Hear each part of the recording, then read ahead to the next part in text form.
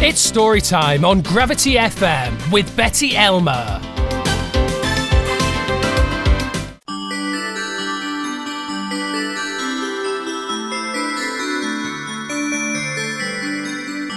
A Christmas Carol by Charles Dickens, read by Betty Elmer, episode 13. Mrs. Dilber was next. Sheets and towels, a little wearing apparel, 2 old-fashioned silver teaspoons, a pair of sugar tongs, and a few boots. Her account was stated on the wall in the same manner. I always give too much to ladies. It's a weakness of mine, and that's the way I ruin myself, said Ojo. There's your account. If you asked me for another penny and made it an open question, I'd repent of being so liberal and knock off half a crown. And now undo my bundle, Joe, said the first woman. Joe went down on his knees for the greater convenience of opening it, and having unfastened a great many knots, dragged out a large and heavy roll of some dark stuff. What do you call this? Said Joe. Bed curtains. Ah, returned the woman, leaning forward on her crossed arms. Bed curtains. You don't mean to say you took 'em down, rings and all, with him lying there, said Joe.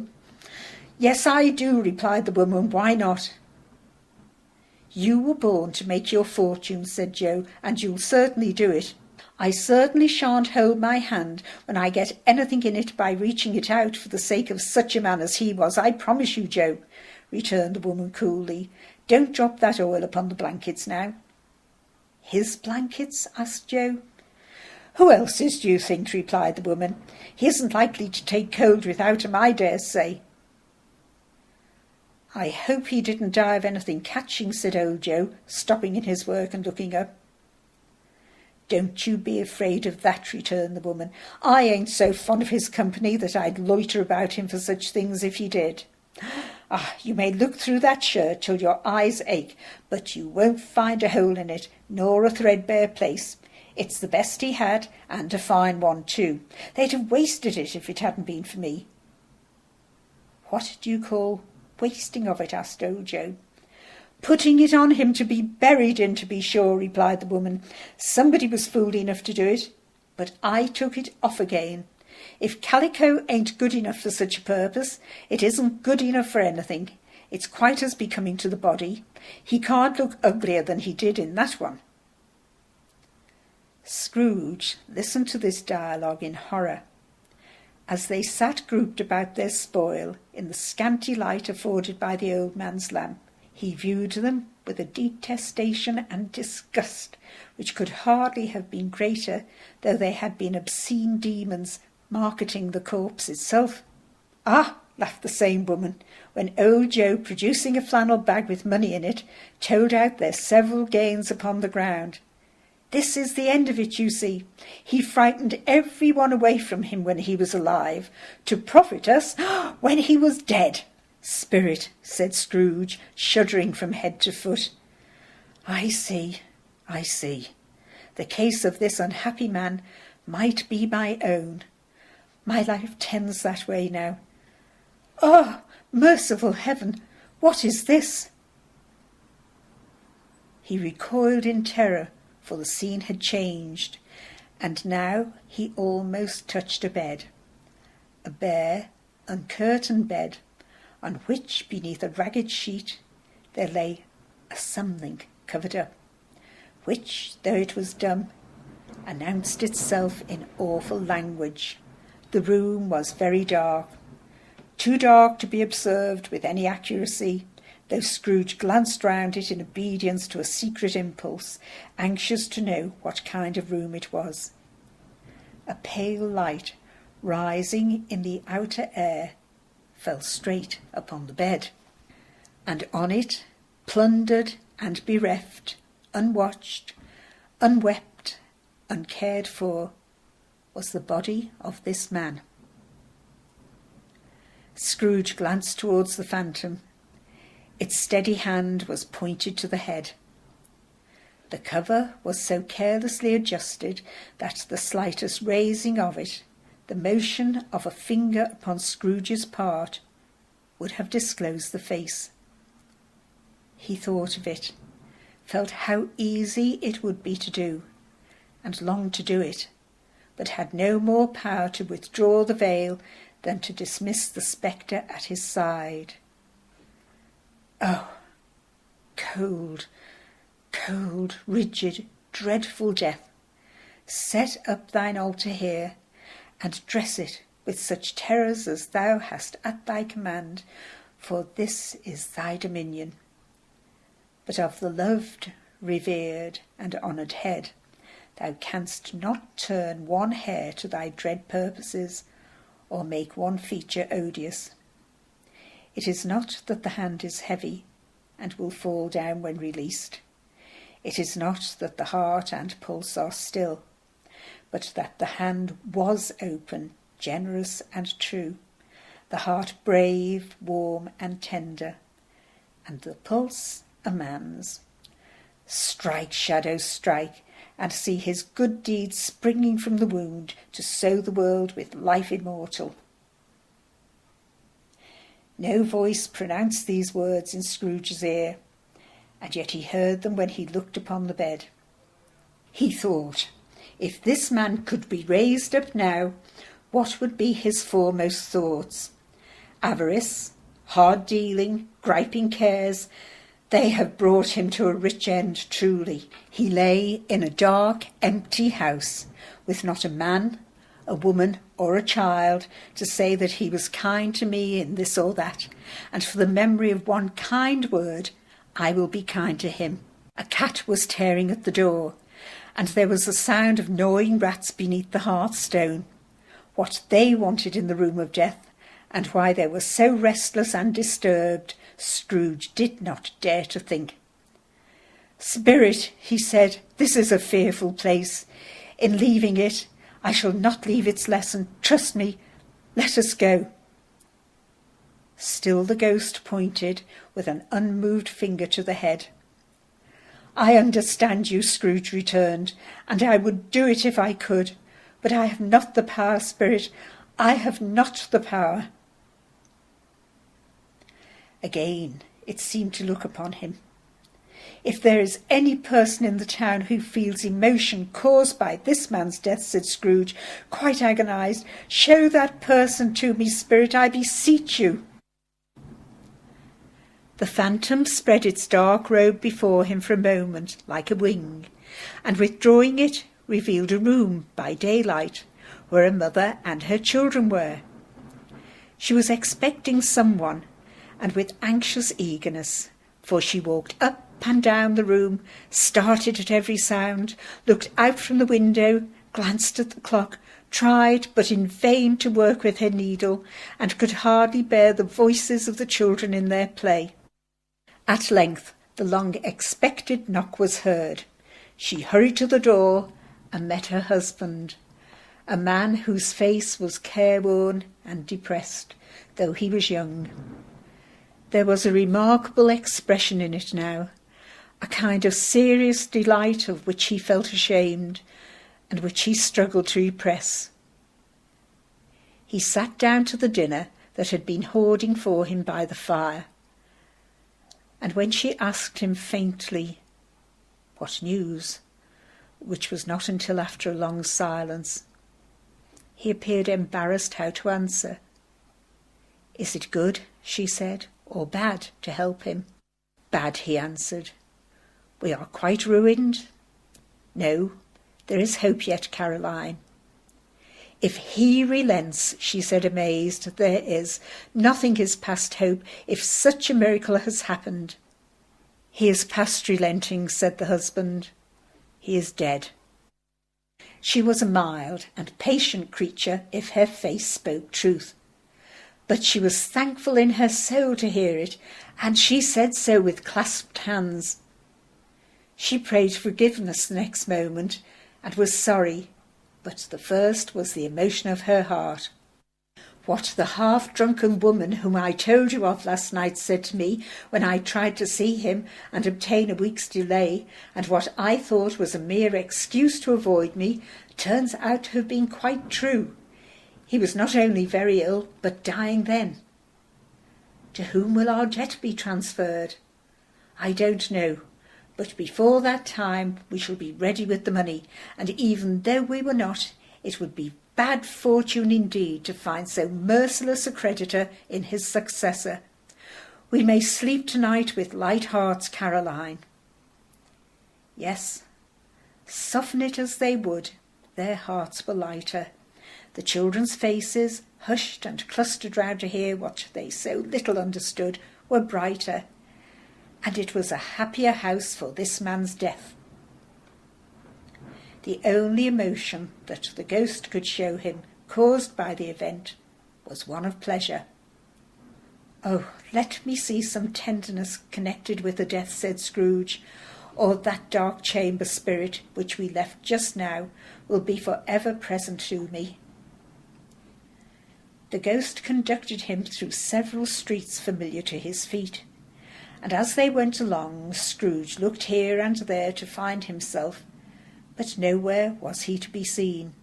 They entered poor Bob Cratchit's house, the dwelling he had visited before, and found the mother and the children seated round the fire. Quiet, very quiet. The noisy little Cratchits were as still as statues in one corner, and sat looking up at Peter, who had a book before him. The mother and her daughters were engaged in sewing, but surely they were very quiet. And he took a child and set him in the midst of them. Where had Scrooge heard those words? He had not dreamed them. The boy must have read them out as he and the spirit crossed the threshold. Why did he not go on? The mother laid her work upon the table and put her hand up to her face. "The colour hurts my eyes," she said. "The colour? Ah, poor Tiny Tim." "They're better now again," said Cratchit's wife. "It makes them weak by candlelight. And I wouldn't show weak eyes to your father when he comes home for the world. It must be near his time." "Past it rather," Peter answered, shutting up his book. "But I think he's walked a little slower than he used these last few evenings, mother."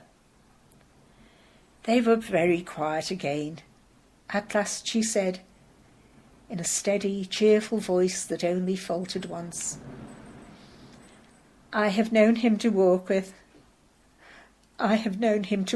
Tiny Tim upon his shoulder, very fast indeed." "And so have I," cried Peter, "often." "And so have I," exclaimed another. So had all. "But he was very light to carry," she resumed, intent upon her work. And his father loved him so that it was no trouble. And there is your father at the door." She hurried out to meet him, and little Bob in his comforter, he had need of it, poor fellow, came in. His tea was ready for him on the hob, and they all tried who should help him to it the most. Then the two young Cratchits got upon his knees and laid each child a little cheek against his face, and they said, "Don't mind it, father, don't be grieved." Bob was very cheerful with them, and spoke pleasantly to all the family. He looked at the work upon the table, and praised the industry and speed of Mrs. Cratchit and the girls. They would be done long before Sunday, he said. "Sunday? You went today then, Robert?" said his wife. "Yes, my dear," returned Bob. "I wish you could have gone. It would have done you good to see how green a place it is. But you'll see it often. I promised him that I would walk there on a Sunday." "Oh, my little child, cried Bob, "my little child." He broke down all at once. He couldn't help it. If he could have helped it, he and his child would have been farther apart, perhaps, than they were. He left the room and went upstairs into the room above, which was lighted cheerfully, and hung with Christmas. There was a chair set close beside the child, and there were signs that someone having been there lately. Poor Bob sat down in it, and when he had thought a little and composed himself, he kissed the little face. He was reconciled to what had happened, and went down again, quite happy. They drew about the fire and talked, the girls and mother working still. Bob told them of the extraordinary kindness of Mr. Scrooge's nephew, whom he had scarcely seen but once, and who, meeting him in the street that day, and seeing that he looked just a little down, you know, said Bob, inquired what had happened to distress him. On which said Bob, for he is the pleasantest spoken gentleman you ever heard, I told him, "Oh, I am heartily sorry for it, Mr. Cratchit, and heartily sorry for your good wife." By the by, how he ever knew that, I don't know. Knew what, my dear? Why, that you were a good wife, replied Bob. Oh, everybody knows that, said Peter. Very well observed, my boy, cried Bob. I hope they do. Heartily sorry, he said, for your good wife. If I can be of any service to you in any way, he said, giving me his card, that's where I live. Pray come to me. Now, it wasn't, cried Bob, for the sake of anything he might be able to do for us, so much as his kind way, that this was quite delightful. It really seemed as if he had known our Tiny Tim and felt with us. I'm sure he's a good soul, said Mrs. Cratchit. You would be surer of it, my dear, returned Bob, if you saw and spoke to him. I shouldn't be at all surprised, mark what I say, if he got Peter a better situation. Oh, only hear that, Peter, said Mrs. Cratchit. And then, cried one of the girls, Peter will be keeping company with someone and setting up for himself. Oh, get along with you, retorted Peter, grinning. It's just as likely as not, said Bob, one of these days, though there's plenty of time for that, my dear. But however, and whenever we part from one another, I am sure we shall none of us forget poor Tiny Tim, shall we, or this first parting that there was amongst us? Never, father, never, they cried, all of them. And I know, said Bob, I know, my dears, that when we recollect how patient and how mild he was, though he was a little child, we shall not quarrel easily among ourselves and forget poor Tiny Tim in doing it. No, never, father, they all cried again. I am very happy, said little Bob. I am very happy. Mrs. Cratchit kissed him, his daughters kissed him, the two young Cratchits kissed him, and Peter and himself shook hands. Spirit of Tiny Tim, thy childish essence was from God. Spectre, said Scrooge, something informs me that our parting moment is at hand. I know it, but I know not how. Tell me, what man that was whom we saw lying dead? The ghost of Christmas yet to come conveyed him as before, though at a different time, he thought. Indeed, there seemed no order in these latter visions, save that they were in the future, into the resorts of business men, but showed him not himself. Indeed, the spirit did not stay for anything, but went straight on as to the end just now desired, until besought by Scrooge to tarry for a moment. This court, said Scrooge, through which we hurry now, is where my place of occupation is, and has been for a length of time. I see the house. Let me behold what I shall be in days to come. The spirit stopped. The hand was pointed elsewhere. The house is yonder, Scrooge exclaimed. Why do you point away? The inexorable finger underwent no change. Scrooge hastened to the window of his office and looked in. It was an office still, but not his. The furniture was not the same, and the figure in the chair was not himself. The phantom pointed as before. He joined it once again, and wondering why and whither he had gone, accompanied it until they reached an iron gate. He paused to look round before entering. A churchyard. Here then, the wretched man whose name he had now to learn lay underneath the ground. It was a worthy place, walled in by houses, overrun by grass and weeds, the growth of vegetation's death, not life, choked up with too much burying, fat with repleted appetite. Oh, a worthy place! The spirit stood among the graves and pointed down to one. He advanced towards it, trembling. The phantom was exactly as it had been, but he dreaded that he saw no new meaning in its solemn shape. "Before I draw near to that stone to which you point," said Scrooge, "answer me one question. Are these the shadows of the things that will be, or are they the shadows of things that may be only?" Still the ghost pointed down to the grave by which it stood. "Men's courses will foreshadow certain ends to which, if persevered in, they must lead," said Scrooge. "But if the courses be departed from, the ends will change. Say it is thus with what you show me." The spirit was immovable as ever. Scrooge crept towards it, trembling as he went, and following the finger, read upon the stone of the neglected grave his own name, Ebenezer Scrooge. "Am I that man who lay upon the bed?" he cried upon his knees. The finger pointed from the grave to him and back again. "Oh no, spirit! Oh no, no!"